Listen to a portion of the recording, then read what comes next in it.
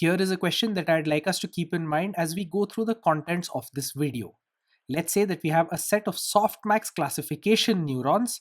The output of these is going to be a label. For instance, in digit classification, the output of this set of neurons is going to be the digit.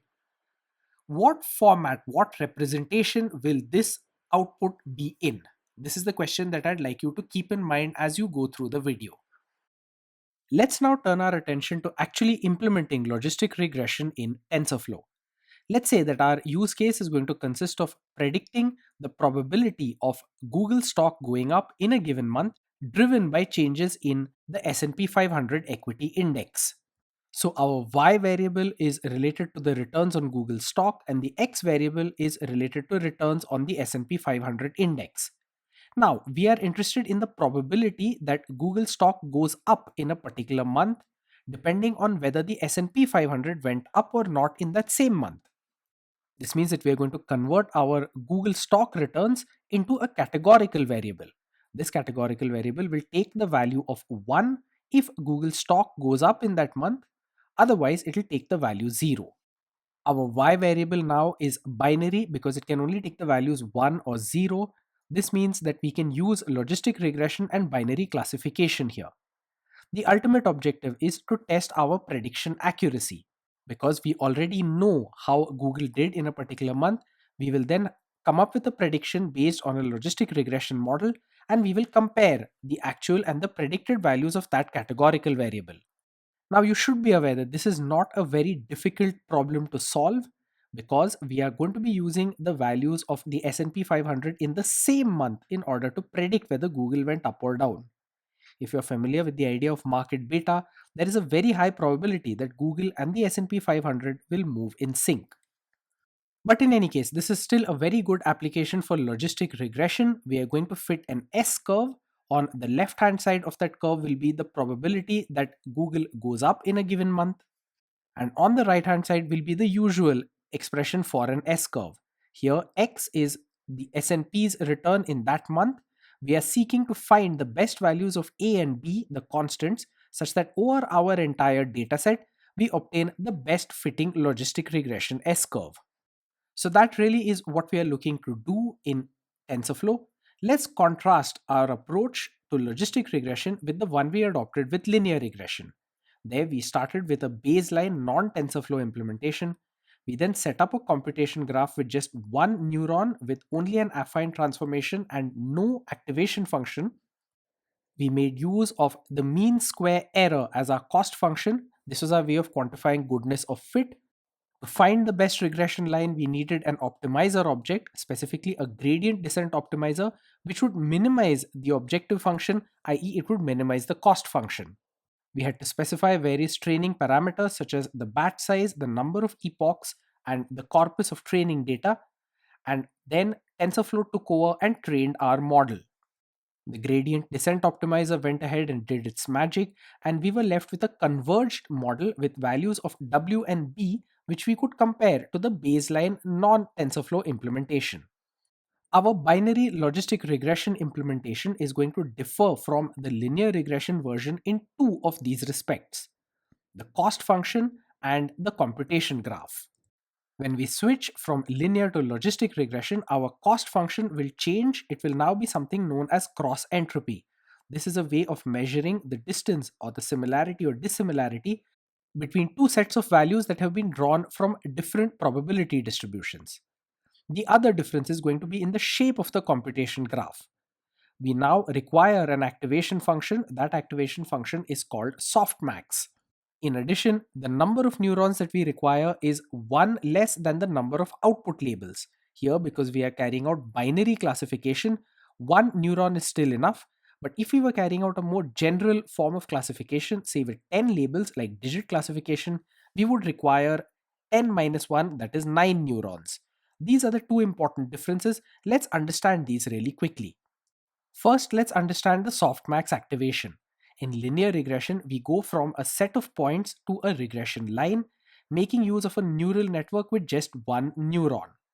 That one neuron in turn has within it an activation function. This activation function takes the weights W and the bias variable B. Now, because the function that we are seeking to learn in linear regression is a linear one, there is no need for an activation function at all. The affine transformation is all that we need. We simply need to find the correct values of w and b. And so for the activation function, we make use of the identity function. An identity activation function will simply pass through whatever is passed into it. But that definitively will not work when we are trying to learn a logistic regression function, because the S curve is clearly non-linear. And that's why we make use of an alternative activation function called softmax. Softmax will output the probability that y is equal to true, and from this we can easily calculate the complementary probability that y is equal to false. I should add that the number of neurons which we require in our logistic regression neural network depends on the number of possible output labels. If there are two possible labels like true and false, one neuron suffices. If there are 10, then we'll require 9 output neurons, each with a softmax activation, and so on. In any case, let's now understand this softmax activation function. The equation of a softmax function has a specific form which really mirrors the S curve of a logistic regression. We'll get to that form in a moment, but the important implication is that there are now a pair of variables w2 and b2 which are related to our softmax activation function, which now need to be calculated during the training process. So the number of variables in our computation graph which needs to be found out has now increased. The input into the softmax activation function will be the output of the affine transformation. This is equal to w1x plus b1. For simplicity, let's just call this x prime. Now, the output of the softmax activation function is going to be a function of x prime. This function will take the form that we see on screen now. Yep, you guessed it. This is the equation for the probability of y equal to 1 from a logistic regression S curve. This is the probability that y is equal to true. In exactly the same manner, the complementary probability that y is equal to false will be 1 minus this quantity, and that works out to a very similar quantity, except that the sign of the exponent is now flipped. So to express this precisely, when there are just two output labels possible, i.e. when we are carrying out binary classification, softmax activation is equivalent to logistic regression. We will get to the relationship between multi-label classification and logistic regression and the softmax in a moment. But first, let's just make sure that we understand the simple case. If we only have two output categories, we can just carry this out using one neuron with a softmax activation unit. So for binary classifiers, the input into the softmax will be x or x prime. The output will represent the probability that y is equal to true. This probability agrees with what we would get from an equivalent logistic regression S curve. Let's now relate this to the shapes of our variables in our TensorFlow computation graph. In linear regression, where we had a one-dimensional feature vector, i.e. where we had just one x variable, the shape of our w variable was a two-dimensional tensor with one value in each dimension. That meant that the shape of w was equal to 1, comma 1. Our b tensor, that's the other variable in the linear regression, was a one-dimensional tensor with just one value in there, and so its shape was just 1. The first element of the shape vector w must match the number of dimensions in our feature vector. That's just for simple matrix multiplication. The second element in the shape vector of w, as well as the single element in the shape vector of b, must match the number of parameters required to be tuned per neuron. So when we go from linear regression to logistic regression, even if we still only have a one-dimensional feature vector, the shapes of our w and b tensors will change. The second dimension will now have two elements. That's because we now have two constants that need to be calculated for each neuron. Let's generalize this to digit classification. There we have 10 possible output labels rather than 2.